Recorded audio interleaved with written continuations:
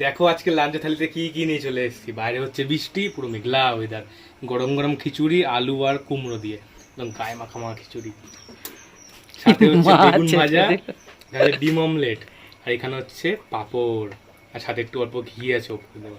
ঘি বাদ দিয়ে বাদ বাকি সব কিছু রেসিপি তোমরা আমার চ্যানেলে বড় ভিডিওতে পেয়ে যাবে কম্বো হিসাবে, দেখে অবশ্যই ট্রাই করে নিও। তো গরম, এরম বৃষ্টির দিনে এরম গরম গরম খিচুড়ি আর কি লাগে। আর কি সত্যি কি লাগে। আহা, বেগুন ভাজা অমৃত স্বাদ নাকি। আর মাটির পাত্রে করা তো, মাটির হাঁড়িতে, এই জন্য পুরো মাটি মাটি গন্ধ আছে। আহা, সোদা সোদা গন্ধ ওটাকে বলে। ওই যে ওটাই, ডিম অমলেট।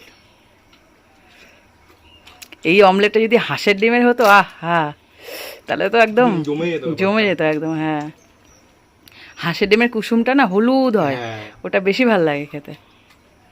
ব্যাপক হয়েছে আর তো